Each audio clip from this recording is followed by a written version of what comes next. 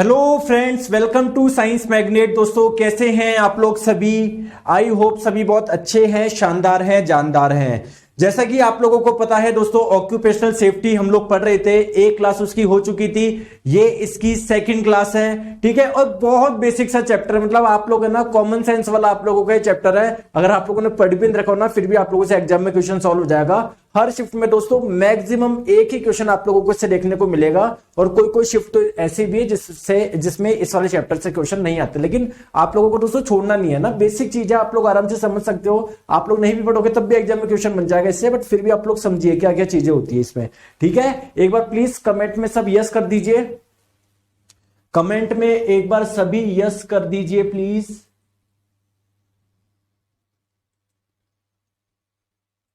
ठीक है।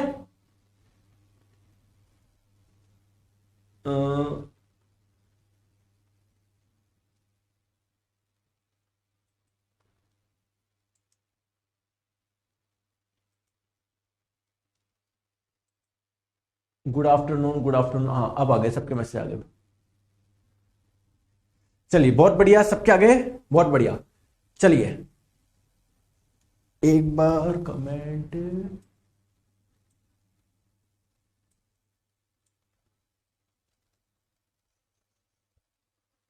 चलिए हाँ, अब आ गए। चलिए स्टार्ट करते हैं। तो देखिए, कल जो हम लोगों ने किया था उसको कंटिन्यू हम लोग करते हैं उसके आगे। चलिए दोस्तों, आप लोगों ने देखा था यार, अलग अलग प्रकार के क्या हो सकता है, खतरे हो सकते हैं। आप लोगों ने अलग अलग प्रकार के खतरों से बचने के लिए अलग अलग प्रकार के सॉल्यूशन भी आप लोगों ने किए।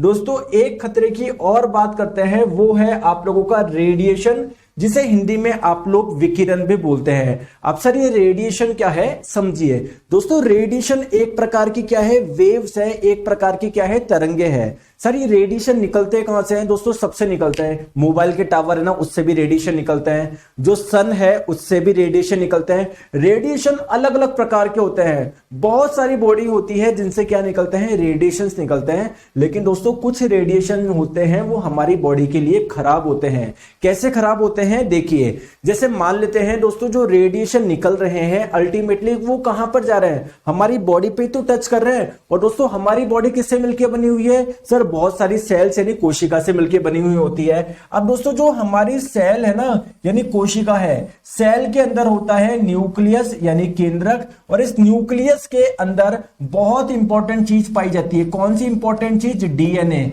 दोस्तों ये चीज इंपॉर्टेंट क्यों है? डीएनए। हम लोग बोलते हैं ना कि यार कि झूठ बोलना तो इसके डीएनए में ही है ना, इसका डीएनए, डीएनए मतलब ये डीएनए ही है जो सब चीजों के लिए रेस्पॉन्सिबल है। अगर आप लोगों का दोस्तों डीएनए में कुछ गड़बड़ आ गई तो कुल मिला के हमारी बॉडी में गड़बड़ आ जाएगी, ठीक है। तो दोस्तों जब ये हाई इंटेंसिटी वाले रेडिएशन जब हमारी बॉडी की सेल्स पे पड़ती है ना, तो ये डीएनए में क्या लाती है, कुछ टूट फूट कर देती है, डीएनए में कुछ चेंज ला देती है। दोस्तों इसी समस्या को हम लोग बोलते हैं, डीएनए में जब कुछ चेंज आ जाता है तो इसको बोलते हैं डीएनए म्यूटेशन। क्या बोलते हैं? DNA mutation. और हिंदी में आप लोग इसे क्या बोलते हैं? उत्परिवर्तन बोलते हैं। क्या आप लोगों ने कभी देखा है क्या कि कोई कोई व्यक्ति ऐसे होते हैं जिनके एक हाथ की जगह यहां पर है ना दो हाथ आ जाते हैं, या फिर उनके बॉडी का जैसा नॉर्मल स्ट्रक्चर होना चाहिए था वैसा नहीं होता है। इवन कई कई आप लोगों ने एनिमल्स में भी देखा होगा, जैसे गाय में भी देखा होगा। जब आप लोग जाते होंगे किसी धार्मिक स्थान पे, तो वहां पर बहुत सारे लोग क्या करते हैं, इसका गलत फायदा उठाते हैं। जैसे मान लेते हैं जो गाय है उनके 4 टांगे होनी चाहिए थी, मान लो 1 टांग एक्स्ट्रा है, या फिर मान लो यहां पर बॉडी पे कुछ और एक्स्ट्रा स्ट्रक्चर निकल के आ गया, तो उनपे भैया माला वगैरह चढ़ा के लोगों से वो क्या मांगते हैं, पैसे मांगते हैं। आपने देखा होगा ना ऐसे धार्मिक स्थल में। तो ऐसा क्यों आया, ऐसा क्यों हुआ सर? नॉर्मली जो गाय होते हैं उनके तो 4 पैर होते हैं, ये एक्स्ट्रा क्या हो गया दोस्तों? ये भी किस वजह से? डीएनए म्यूटेशन की वजह से, उनकी डीएनए में कुछ चेंज आ गया। और सिर्फ गाय नहीं, किसी में भी हो सकता है, इंसान में भी हो सकता है, इवन प्लांट में भी हो सकता है। सारी चीजें समझ में आ गई। और इनके पीछे रेस्पॉन्सिबल क्या होता है दोस्तों? रेडिएशन। जब हमारी बॉडी पे बहुत ज्यादा रेडिएशन पड़ते हैं तो हमारे डीएनए में चेंज आ सकता है। इसलिए तो हम लोग बोलते हैं कि यार ये जो मोबाइल के टावर वगैरह है ये आप लोगों के ज्यादा नहीं लगने चाहिए। समझ में आ गई बात को? समझ में आ गई? सर कल फुल पीडीएफ नहीं मिली थी अंकित सिंह जी, जितना पढ़ाया जाता है उतनी तो पीडीएफ मिलेगी, आगे की आप लोगों को आज मिल जाएगी। ठीक है, समझ में आ गई बात को? ठीक है। अब क्वेश्चन ये आता है कि सर फिर हम लोग क्या करें रेडिएशन से बचने के लिए? दोस्तों रेडिएशन से बचने के लिए आप लोगों को ऐसे क्या पहनना पड़ेगा? एप्रन पहनना पड़ेगा, इसको बोलते हैं एप्रन।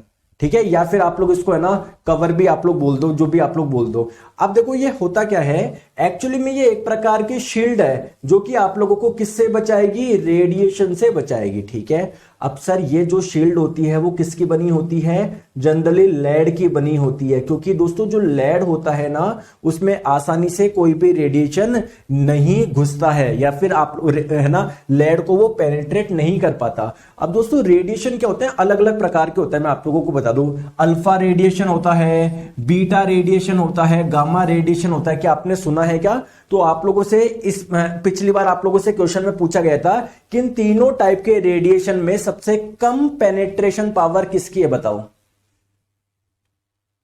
तो देखिए जो ये अल्फा आप लोगों का रेडिएशन है, ये जो क्लॉथ है, कपड़ा है, उसको दोस्तों पेनिट्रेट नहीं कर पा रहा।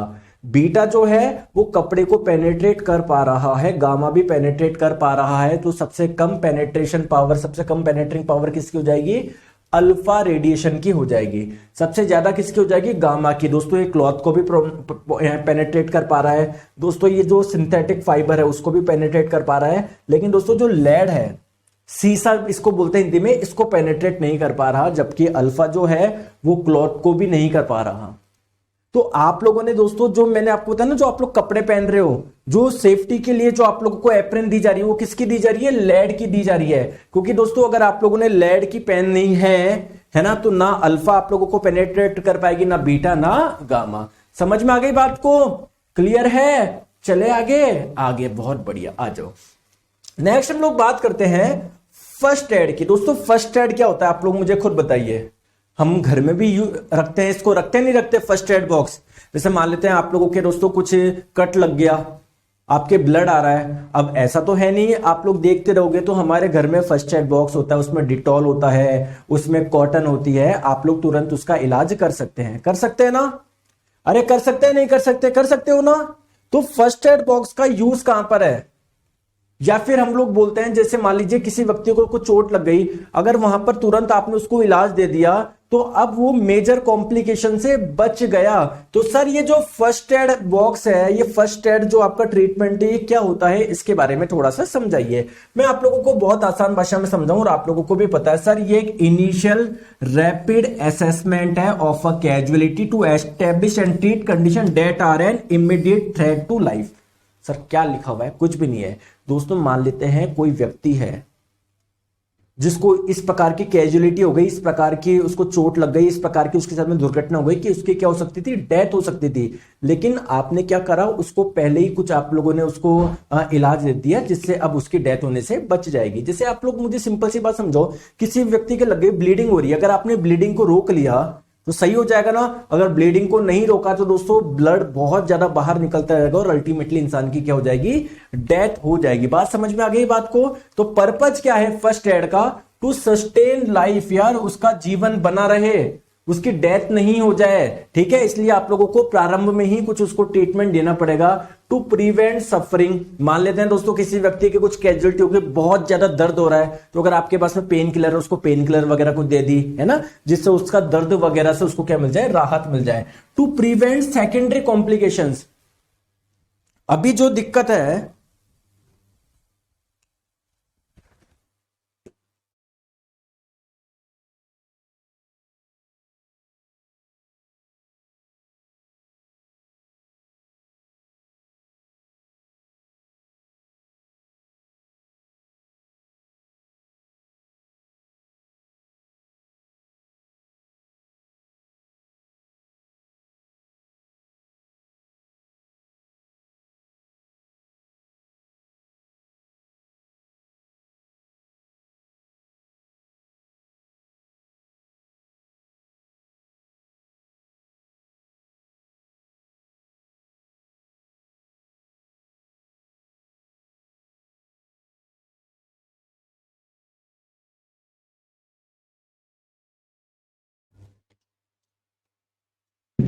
समझ में आ गई बात को। टू प्रिवेंट सेकेंडरी कॉम्प्लिकेशंस का मतलब क्या है दोस्तों, अभी मान लेते हैं अभी कुछ कॉम्प्लिकेशंस है यार दोस्तों, बढ़ के कुछ और कुछ दूसरी बीमारी नहीं हो जाए। जैसे हम लोग बोलते हैं ना कि यार क्या बोलते हैं कि जैसे कोई बोलता है कि यार मेरे है ना थोड़ा सा इन्फेक्शन हो रहा है, हम क्या बोलते हैं डॉक्टर को दिखा ले यार, ये स्किन मतलब है ना बहुत ज्यादा इन्फेक्शन फैल जाएगा वरना, बोलते हैं ना, तो सेकेंडरी कॉम्प्लिकेशंस ना हो जाए तो आप लोग तुरंत ही क्या कर दे, उसका इलाज प्रोवाइड करा दे। ओके ठीक है। नेक्स्ट हम लोग बात करते हैं to promote a speedy recovery. अगर आप लोगों ने पहले उसका कुछ इलाज कर दिया छोटा मोटा तो उसकी रिकवरी होगी ना, वो जल्दी हो जाएगी, वरना क्या पड़ रही दिक्कत इतनी ज्यादा हो जाए कि फिर रिकवरी में भी क्या करे, बहुत ज्यादा आप लोगों का समय लगे। समझ में आ गई बात को, ठीक है। To prepare for further medical treatment, आप लोगों ने जैसे मान लेते हैं उसको कोई चीज हुआ, आपने भी फर्स्ट एड देके उसको तुरंत उसका इलाज चालू कर दिया, क्योंकि आप लोग हॉस्पिटल लेके जाते हैं वो भी वही कार्य करते, तो आपने स्टार्टिंग में कुछ कर दिया जिसकी वजह से जो फर्दर जो मेडिकल ट्रीटमेंट होगा उसके लिए आप लोगों ने पहले से उसको क्या कर दिया, तैयार कर दिया। ओके दोस्तों जल्दी से बताइए चीजें, चले आगे, अरे बताओ, ठीक है आ जाओ। नेक्स्ट हम लोग बात करते हैं कि सर फर्स्ट एड में कौन कौन से मेडिसिन है जिनका कॉमनली यूज किया जाता है, जनरली यूज किया जाता है। चलिए सर बताओ कौन कौन सा है। सबसे पहले भैया फीवर और आप लोगों का एचएस यानी दर्द के लिए कुछ दवाई को इस्तेमाल करोगे नहीं करोगे। जनरली मान लो आपको आधी रात को बहुत तेज फीवर हो गया, अब यार कुछ ना कुछ मेडिसिन रखते हैं ना हम लोग, तो कौन सी दर्द के लिए और इसके लिए बुखार के लिए कौन सी मेडिसिन का इस्तेमाल किया जाता है, कोई बता सकता है क्या। तो इसके लिए आप लोग करते हो पैरासीटामोल। तो बहुत जनों को लगता है पैरासीटामोल जो होता है ना केवल फीवर यानी केवल बुखार को कम करता है, नहीं दोस्तों, ये जो हल्का दर्द होता है ना उससे भी आप लोगों को क्या देता है, राहत प्रदान करता है। क्लियर है, ठीक है। नेक्स्ट हम लोग बात करते हैं, आप लोग एंटी हिस्टामिन भी आप लोगों के पास में होनी चाहिए। अब सर ये एंटी हिस्टामिन क्या होता है, देखिए समझिए दोस्तों, जब आप लोग कभी डस्ट में धूल वाली जगह जाते हो तो आप लोगों को बहुत ज्यादा छींक आती है क्या, खांसी आती है क्या, बताओ वो क्यों आ रही है, जिससे वो जो डस्ट पार्टिकल आपकी बॉडी में एंटर करे वो क्या करे, बाहर निकल जाए, जिससे वो आप लोगों की बॉडी पे प्रभाव न डाले। ठीक है, तो होता क्या है दोस्तों, हमारी बॉडी के अंदर एक केमिकल बनता है जिसका नाम है हिस्टामिन, और इसके बनने की वजह से आप लोगों को क्या आती है, सर खांसी आती है। बहुत बढ़िया। और बताओ दोस्तों, आप लोगों को छींक आती है ना, कुल मिला के आप लोग बोल सकते हो आप लोगों को एलर्जी हो जाएगी। ठीक है, समझ में आ गई बात को। अब मान लेते हैं आप लोगों को बहुत ज्यादा खांसी आ रही, छींक आ रही, बहुत ज्यादा एलर्जी हो गई, तो उसके लिए भी तो दोस्तों घर में कुछ ना कुछ दवाई होनी चाहिए। इन दवाइयों को हम लोग बोलते हैं एंटी हिस्टामिन। तो सर इसका एग्जांपल बताइए, कौन कौन सी दवाइयों का इस्तेमाल हम लोग एंटी हिस्टामिन के रूप में कर सकते हैं। आइए मैं आप लोगों को बता दूं। एक तो ये हो जाएगा डाइफेनाइड्रामिन, जिसे आप लोग बेनाड्रिल के नाम से भी जानते हैं। इसका इस्तेमाल कहां पर होता है, एंटीहिस्टामिन के रूप में होता है, यानी एलर्जी को कम करने में होता है। ठीक है, ठीक है। चलिए और हम लोग बात करते हैं दोस्तों एंटीसेप्टिक। दोस्तों क्या आप लोगों के फर्स्ट एड बॉक्स में एंटीसेप्टिक भी होनी चाहिए कि, बिल्कुल सर एंटीसेप्टिक भी होनी चाहिए। दोस्तों एंटीसेप्टिक आप लोगों का क्या होता है, जैसे मान लेते हैं कहीं पर आप लोगों के कट लग गया कुछ, या फिर आप लोगों का कहीं पर जल गया कुछ, तो उसके लिए आप लोग हमेशा किसका इस्तेमाल करते हो, एंटीसेप्टिक का इस्तेमाल करते हो। सर एंटीसेप्टिक के रूप में कौन कौन सी दवाई का इस्तेमाल किया जाता है दोस्तों, हाइड्रोजन पेरोक्साइड का, या फिर दोस्तों इवन एल्कोहल का भी इस्तेमाल किया जाता है। जो डिटॉल्स वगैरह आते हैं ना उसमें क्या आता है, अल्कोहल से तो आता है, लेकिन जैसे मान लो आपके कट वगैरह लग गया तो वहां पर अगर आप लोग डिटॉल से साफ कर लोगे ना तो वो क्या हो जाएगा, डिटॉल किसका कार्य कर रही है, एंटीसेप्टिक का कार्य कर रही है। क्योंकि जैसे मान लो कट लगा तो दोस्तों अब वो क्या बन गया, एक एरिया बन गया, ओपन एरिया बन गया, कोई भी बैक्टीरिया कोई भी वायरस वगैरह आके उसको इन्फेक्ट कर सकता है। तो आपने एंटीसेप्टिक लगा के उसको क्या कर दिया, पहले ही उसका क्या कर दिया, आपने इलाज कर दिया। ठीक है, चले आगे। ओके, सुबादीप मालिक बताइए, चले आगे। बहुत बढ़िया दोस्तों, बात करते हैं पेन रिलीवर्स। आप लोगों को दोस्तों कुछ सीरियसली बहुत ज्यादा पेन हो रहा हो, दर्द हो रहा हो, तब आप लोग किसका इस्तेमाल करते हैं, आप लोग पेन रिलीवर का इस्तेमाल करते हैं। ठीक है, तो ये आप लोगों का कौन कौन सी दवाई का इस्तेमाल किया जाता है, एक होता है आप लोगों का कौन सा, इबुप्रोफेन। ठीक है, इसको आइबुप्रोफेन भी बोलते हैं, या फिर सिंपली आप लोग इबुप्रोफेन भी बोल सकते हैं। देखिए ये क्वेश्चन आप लोगों का एएलपी टेक्नीशियन में आ चुका, भी मैं करवाऊंगा कि इबुप्रोफेन दवाई का इस्तेमाल कहां पर आप लोग करते हो। तो दोस्तों ये क्या करती है, आप लोगों का पेन को कम करने में इस्तेमाल करी जाती है, और दोस्तों इससे थोड़ा सा फीवर भी आप लोगों का कम होता है। क्लियर है क्या, ठीक है, आ जाओ। अब हम लोग बात करते हैं कॉमन फर्स्ट एड टेक्निक की। दोस्तों टेक्निक क्या होती है ना, ये कौन से टेक्निक पे वर्क करता है? Danger, response, airway, breathing, circulation. Sir ये क्या है, आइए एक एक को समझते हैं। सबसे पहली चीज है दोस्तों डेंजर। अब जैसे मान लेते हैं कोई व्यक्ति है जिसको कुछ कैजुअलिटी हो गई, कुछ को कोई दुर्घटना हो गई, आप लोग उसका इलाज करना जा रहे हो, आप उसको फर्स्ट एड देने जा रहे हो, लेकिन दोस्तों पहले आप लोगों को चेक करना है कोई डेंजर, कोई खतरा तो नहीं है। सर खतरे का मतलब क्या है? जैसे मान लेते हैं ये व्यक्ति है ना दोस्तों यहां पर आग के लपेटे में आ गया था। अब आप दोस्तों बोले कि चलो मैं इसको फर्स्ट एड देने जाता हूं, पता पड़े आप भी आग की लपेटे में आ गए, ठीक है? तो बिफोर अप्रोचिंग द कैजुअलिटी, यानी अगर जहां पर कैजुअलिटी हुई है, जहां पर दुर्घटना हुई है, आप लोग वहां पर अप्रोच करने से पहले, पहुंचने से पहले always make sure the area is safe. वो जो एरिया है वह सेफ है। समझ में आ गई बात को? सर आप बहुत अच्छे से पढ़ाते हैं, मैं आपकी वजह से पढ़ाने लगा हूं कॉलेज में। मुकेश कुमार जी बहुत बहुत धन्यवाद। ठीक है, चलिए। हाय सर, आज मेरी पहली लाइव क्लास है, नहीं तो मैं रिकॉर्डेड देखता हूं। कोई बात नहीं दोस्तों, रिकॉर्डेड देख लिया करो, लाइव देख लिया करो। कंटेंट पढ़ना है आपको, कंटेंट समझना है, कहीं कोई दिक्कत नहीं आएगी। ठीक है, चले आगे, बहुत बढ़िया है। नेक्स्ट हम लोग बात करते हैं रेस्पॉन्स की। देखो आप लोगों को अब क्या टेक्निक यूज करनी है? रेस्पॉन्स। आपको चेक करना है कि जिसको कैजुअलिटी हुई है वो रेस्पॉन्स कर रहा है या नहीं कर रहा। यार आपने भैया इलाज देना स्टार्ट कर दिया, उसको पता पड़े उसका हो गया था काम।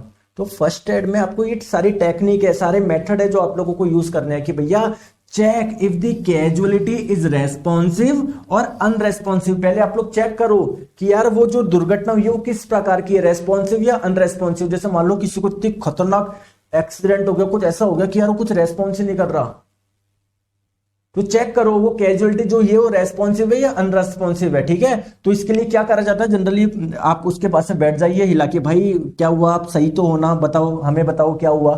तो ये चेक करना है आप लोगों को यार। अगर मान लो वो ढंग से बता पा रहा है, हाँ सॉरी मैं गिर गया था, मुझे चक्कर आ गया, तो इट मीन ज्यादा दिक्कत की बात नहीं है। अगर वो बोले कि नहीं, मतलब कुछ आप इतना बोलो रेस्पॉन्स ही नहीं कर रहा, उसका मतलब बहुत खतरनाक चीज है, आपको तुरंत उसको हॉस्पिटल लेके जाना पड़ेगा। फर्स्ट एड में टाइम वेस्ट मत करो आप लोग। ठीक है, ठीक है, बहुत बढ़िया। नेक्स्ट हम लोग बात करते हैं दोस्तों एयर वे। दोस्तों बहुत इंपॉर्टेंट है एयर वे। वे का मतलब रास्ता, एयर का मतलब वायु। यार एयर वे खुला होना चाहिए, क्योंकि दोस्तों एयर जाएगी उसी से तो ऑक्सीजन जाएगी।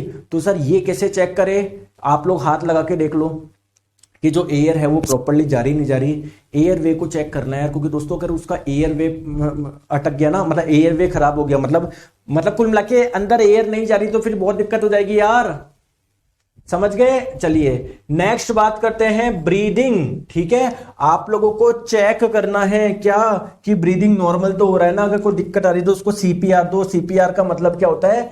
चेस्ट जो होता है ना, चेस्ट यहां पर उसको कंप्रेस किया जाता है, चेस्ट को कंप्रेस किया जाता है। क्लियर है? ठीक है, आ जाओ। अब हम लोग बात फिर सर्कुलेशन। सर्कुलेशन का मतलब क्या है आप लोग, सॉरी दोस्तों, सर्कुलेशन सीपीआर इसमें आएगा आप लोगों का। ठीक है, चेस्ट कंप्रेशन जो रेट होता है वो इसमें आता है। इसमें क्या होता है, आप लोगों को देखना है कि प्रॉपर्ली आप लोगों का सब चीज का सर्कुलेशन तो हो रहा है ना, ब्लड वगैरह का। अब आप लोग बोलेंगे कि सर मैं कैसे चेक करूं? दोस्तों ब्लड का सर्कुलेशन आप इस चीज से चेक कर सकते हैं कि वो ब्रीदिंग प्रॉपर हो रहा है नहीं हो रहा। तो देखो ब्रीदिंग में क्या होता है, आप ऑक्सीजन को अंदर ले रहे हो, कार्बन डाइऑक्साइड को छोड़ रहे हो। वो प्रक्रिया क्यों हो पा रही है? क्योंकि जैसे जैसे ब्लड पूरी बॉडी में जा रहा है वो हर जगह ऑक्सीजन को लेके जा रहा है, हर जगह से कार्बन डाइऑक्साइड को लेकर आ रहा है। तो ब्रीदिंग प्रोसेस है, इसका मतलब सही चल रहा है, उसका मतलब सर्कुलेशन भी प्रॉपर चल रहा है। अगर नहीं चल रहा है तो थोड़ा सा चेस्ट को कंप्रेस करो। चेस्ट को कंप्रेस करने से क्या होता है, आपका जो अंदर हर्ट होता है ना वो कंप्रेस होगा, वो एक्टिव हो जाएगा। हाँ अब मुझे काम करना है। क्लियर है? चले आगे।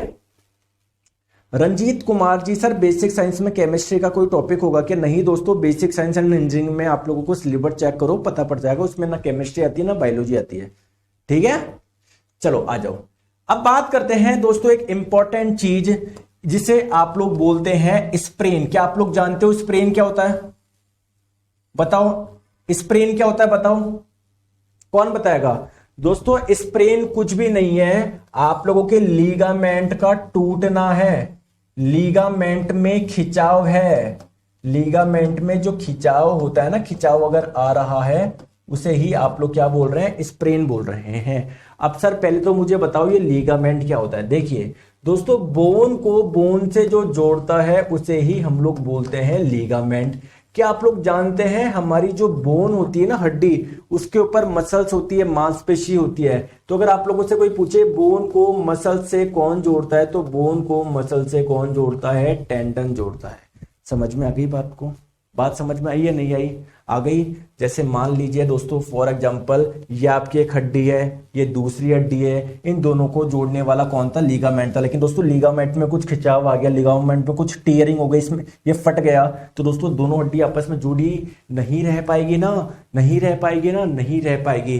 तो सर इसे स्प्रेन का मान लेते हैं, स्प्रेन हो गया, किसी को कोई गिर गया वो है ना, तो उसका लिगामेंट फट गया वहां से। तो सर इसका किस प्रकार से फर्स्ट एड हम लोगों को करना है बताओ। सब देखो इसकी टेक्निक है RICE। सर RIC का मतलब क्या है? सबसे पहले दोस्तों R का मतलब रेस्ट। रेस्ट का मतलब क्या है? जिस पार्ट में इंजरी हुई है उसका यूज मत करो, उसको बिल्कुल रेस्ट में रहने दो। जैसे मान लो आप लोगों के पैर में लग गया, फिर भी चल रहे हो यार, उसको रेस्ट में रखो ना, उस वाले पार्ट को, ऑलरेडी वो इंजर्ड है। समझ में आ गई बात को?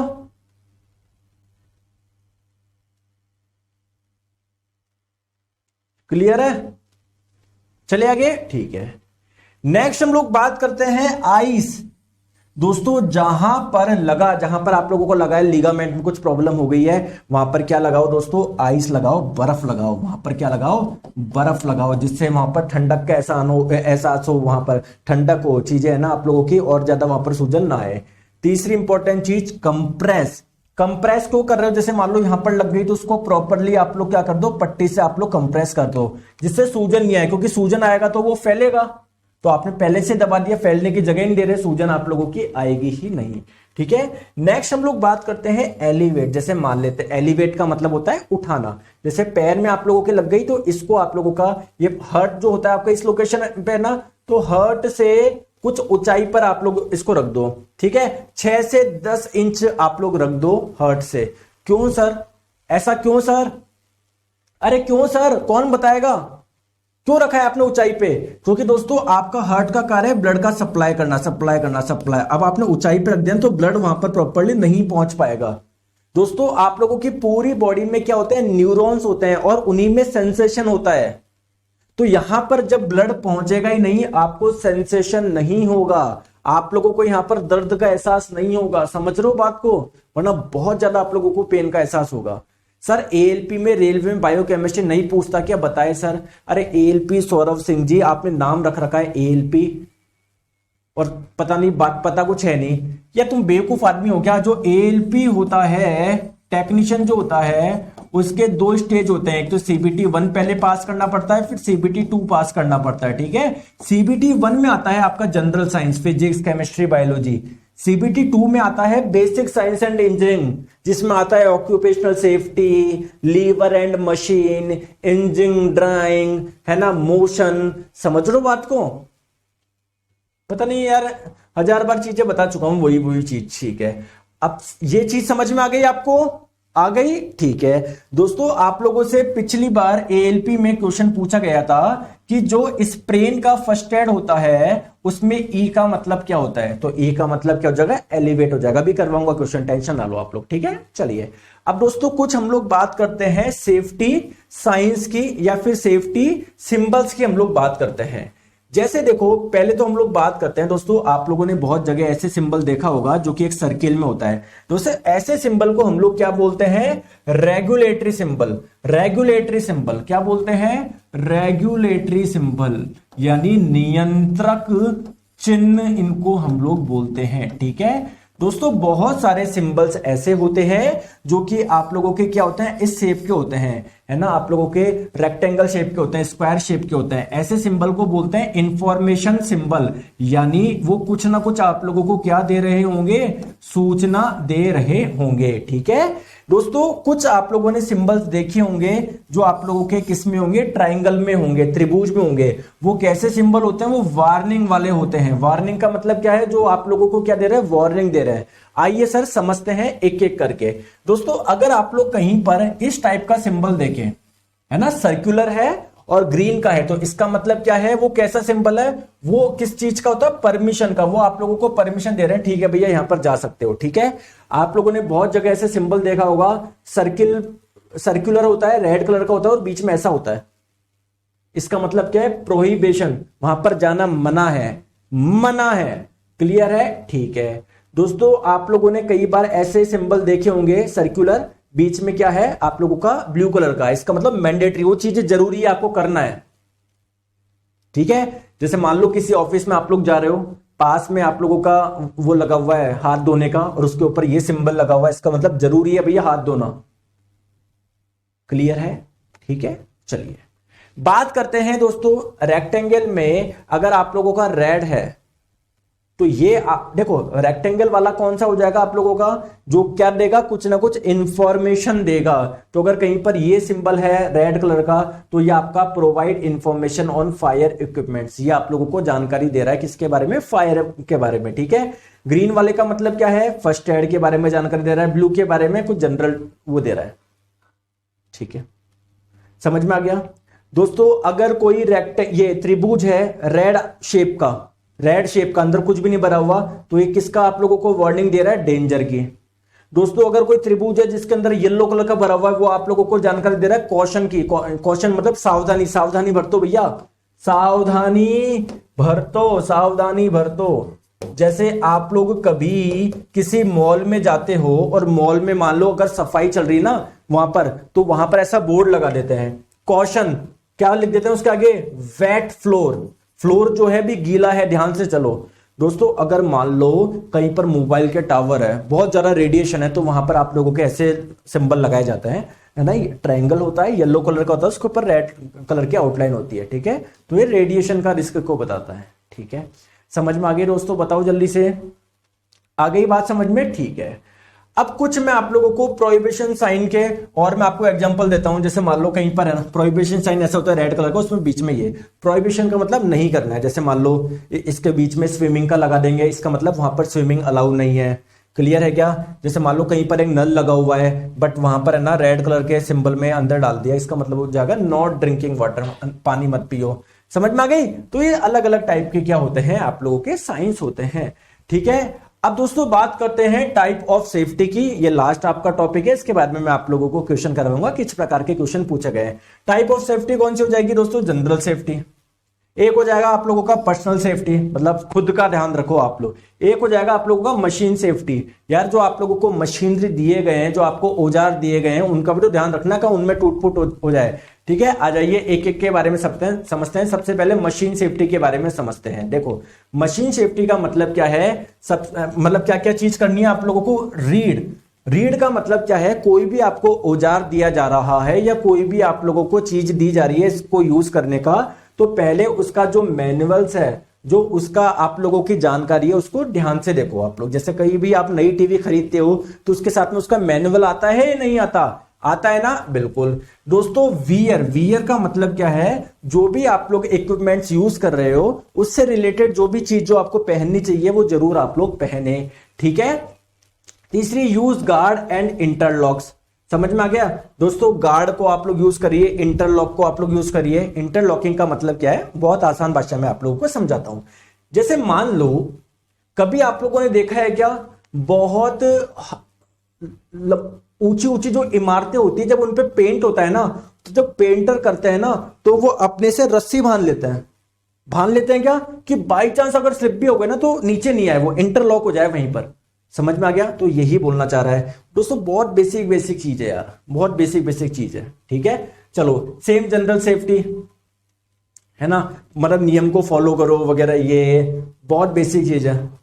ठीक है, सेम आप लोगों की पर्सनल सेफ्टी प्रोसीजर को फॉलो करो, प्रॉपर आप लोग की लिफ्टिंग टेक्निक का यूज करो। लिफ्टिंग टेक्निक का मतलब क्या, अगर कोई चीज को उठाने के लिए आपको कोई टेक्निक दी गई है तो उसका इस्तेमाल करो, जरा 30 मार का नहीं बनो, ये तो मैं हाथ में ले चलूंगा, हाथ में लिया गलती से छूट गया तो पैर पे नहीं गिरेगा क्या, बात को क्लियर है क्या, फोकस रह के कार्य करो भैया, कार्य कर रहे हो दिमाग में कुछ और चल रहा है, वो मुझे क्यों छोड़ के गई, मैंने उसका क्या बिगाड़ा था, ऐसे चल, तो ऑब्वियसली आपके काम पे प्रभाव पड़ेगा। तो ये सारी की सारी चीजें आप लोगों को ध्यान रखना है। आइए दोस्तों बिना टाइम वेस्ट करे हुए प्रीवियस ईयर क्वेश्चंस करते हैं जो इस वाले चैप्टर के पूछे गए थे।